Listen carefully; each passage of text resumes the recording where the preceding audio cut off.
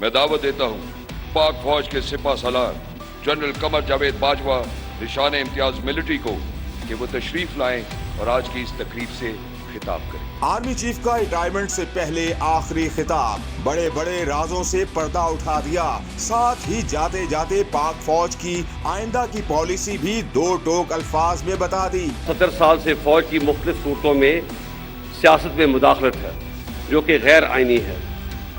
इसलिए पिछले साल फरवरी में फौज ने बड़ी सोच और विचार के बाद फैसला किया कि आइंदा फौज किसी सियासी मामले में मुदाखलत नहीं करेगी। मैं आपको यकीन दिलाता हूं कि हम इस पर सख्ती से कारबंद हैं और आइंदा भी रहेंगे। ताहम इस आइनी अमल का खैर मकदम करने के बजाय कई हलकों ने फौज को शदीद तनकीद का निशाना बनाकर बहुत गैर मुनासिब और गैर शाइस्ता ज़बान का इस्तेमाल किया। यौम दिफा और शहदा की तकरीब से खिताब में आर्मी चीफ ने माजी में पाक अफवाज पर लगाए गए इल्जामात को सख्ती से मुस्तरद कर दिया।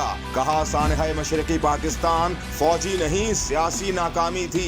मैं यहाँ पर कुछ हकायक दुरुस्त करना चाहता हूँ। सबसे पहले साबका मशरकी पाकिस्तान एक फौजी नहीं एक सियासी नाकामी थी। लड़ने वाले फौजों की तादाद 92,000 नहीं सिर्फ 34,000 थी।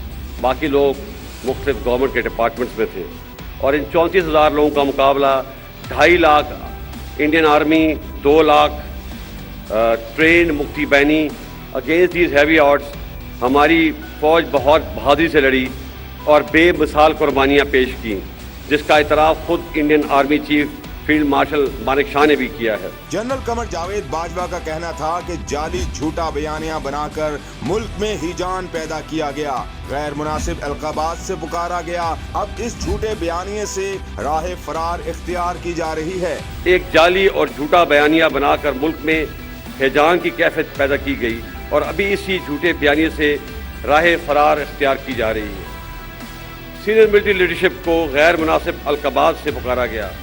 मैं आपको वाज़ेह कर देना चाहता हूँ कि फ़ौज की क़यादत कुछ भी कर सकती है लेकिन कभी मुल्क के मफाद के ख़िलाफ़ नहीं जा सकती। आर्मी चीफ ने वाज़ेह किया कि फौज के पास इस यलगार का जवाब देने के लिए मुतअद्दिद मौक़े और वसाइल थे, लेकिन मुल्की मफाद में हौसले का मुजाहिरा किया। सबको ज़हन नशीन कर लेना चाहिए कि सब्र की एक हद है। ये गुनाह कबीरा है कि मुल्क में कोई बैरूनी साजिश हो और फौज हाथ पर हाथ धरे बैठी रहे। बैरूनी साजिश हो और आर्म्ड फोर्सेस हाथ पे हाथ धरी बैठी रहेंगी, ये नामुमकिन है, बल्कि ये एक गुनाह कबीरा है। फौज की क़यादत के पास इस नामुनासिब जलगार का जवाब देने के लिए बहुत से मौक़े और वसाइल मौजूद थे। ये बात सबको ज़हन नशीन कर लेनी चाहिए कि इस सब्र की भी एक हद है। मैं अपने और फौज के ख़िलाफ़ इस नामुनासिब और जारहाना रवैये को दरगुजर करके आगे बढ़ना चाहता हूँ। आर्मी चीफ ने कहा कि 2018 के इलेक्शन में बाज़ जमातों ने फातिह जमात को सिलेक्टेड का लक़ब दिया। 2022 में एतमाद का वोट खोने के बाद एक जमात ने दूसरी जमात को इम्पोर्टेड का लक़ब दिया। फतह और शिकस्त को कबूल करने का हौसला पैदा करना होगा ताकि अगले इलेक्शन में इम्पोर्टेड या सिलेक्टेड की बजाय इलेक्टेड हुकूमत आए।